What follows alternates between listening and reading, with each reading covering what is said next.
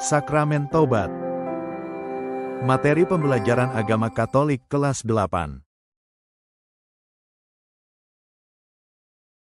By Jeffron Sarlius Barasa, SAG. Tujuan pembelajaran: 1. Menganalisis akibat dari dosa. 2. Menjelaskan arti kata tobat. 3. Menjelaskan tahap-tahap dalam pertobatan. 4. Merumuskan pandangan Kristiani tentang pertobatan. 5. Menjelaskan maksud dari sakramen tobat atau pengakuan dosa.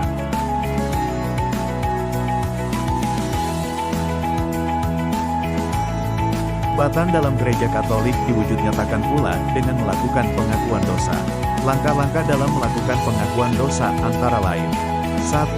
Melakukan pemeriksaan batin.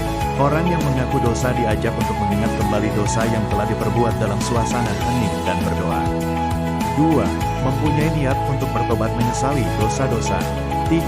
Masuk ruang pengakuan dan mengakui segala dosa-dosanya, minta pengampunan dan melakukan penitensi sebagai silih atas dosa yang diperbuat. 4. Merubah sikap dan tutur kata yang senantiasa menjadi baik. Kita hening sejenak, marilah berdoa. Allah yang Maha Rahim, aku menyesal atas dosa-dosaku, sebab patut aku Engkau hukum, terutama sebab aku telah menghina Engkau, yang Maha Murah dan Maha Baik bagiku. Aku benci akan segala dosaku, dan berjanji dengan pertolongan rahmat-Mu hendak memperbaiki hidupku dan tidak berbuat dosa lagi. Allah, ampunilah aku, orang berdosa. Amin. Menggali pemahaman tentang apa itu dosa dan tobat. Misalnya, A. Apa itu dosa? B. Apa akibat dari dosa? C. Apa itu tobat? Apa itu dosa? Dosa dipandang sebagai perbuatan melawan cinta kasih Tuhan dan sesama, yang dilakukan secara sadar, sengaja, dan dalam keadaan bebas. Dosa adalah perbuatan melawan cinta kasih Tuhan dan sesama. Suatu tindakan disebut dosa apabila tindakan tersebut dilakukan secara sadar, sengaja, dan dalam keadaan bebas, yang berakibat merugikan orang lain dan dirinya sendiri serta merusak hubungannya dengan Tuhan.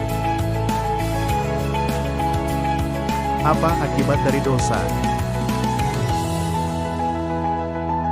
Akibat dari dosa adalah retaknya, rusaknya bahkan terputusnya hubungan harmonis antara manusia dengan Tuhan, sesama dan lingkungannya.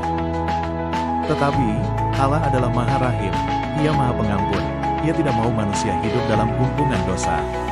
Dalam kebaikannya, Ia selalu menanti dan mengusahakan agar manusia kembali kepadanya, bahkan membebaskannya, tanpa memperhitungkan besarnya dosa manusia. Lihat 1 Yohanes bab 4, ayat 16b. Selanjutnya, Allah selalu mengundang orang yang berdosa untuk kembali bersatu dengannya. Ia mengundang orang berdosa untuk bertobat. Bandingkan 1 Yohanes bab 1, ayat 9. Kerahiman Allah terhadap orang yang berdosa digambarkan secara indah oleh Yesus dalam perumpamaan anak yang hilang. Lihat Lukas bab 15, ayat 11 sampai dengan ayat 32, dan dinyatakan dalam kuasanya sendiri untuk mengampuni dosa. Kuasa itulah yang diwariskan Yesus kepada gerejanya, yaitu untuk memberikan pengampunan atas anggota gereja yang bertobat. Lihat Yohanes bab 20, ayat 19 sampai dengan ayat 23, bandingkan juga Matius bab 18, ayat 20. Selanjutnya, pada saat manusia dirundung dosa, maka Roh Kudus terus bekerja untuk mengembalikan manusia kepada Tuhan. Inilah yang dialami oleh si bungsu, yang pada akhirnya menyadari keadaannya, menyadari kedosaannya. Ayat 17.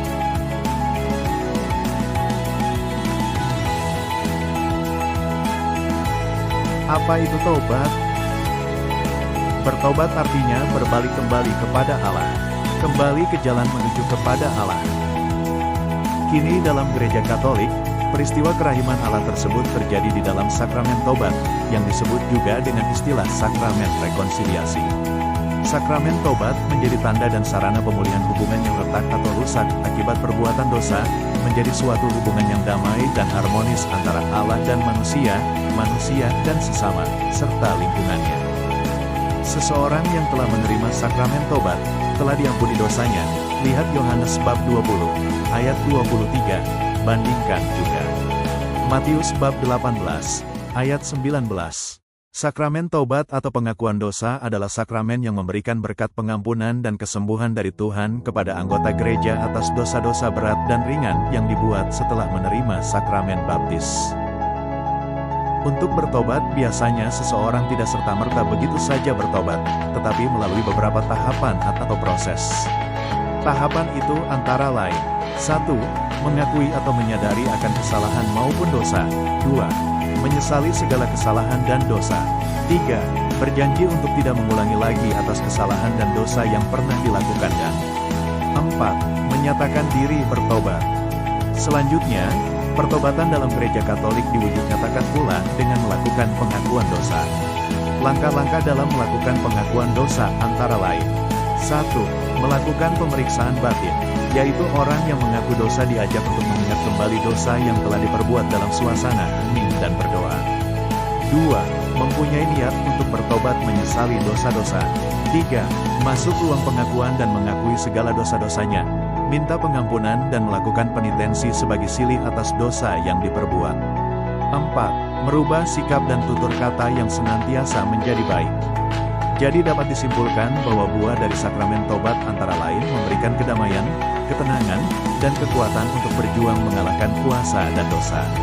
Selain daripada itu, dengan sakramen tobat kita juga mendapatkan perdamaian, yaitu kita berdamai dengan Allah dan juga dengan sesama.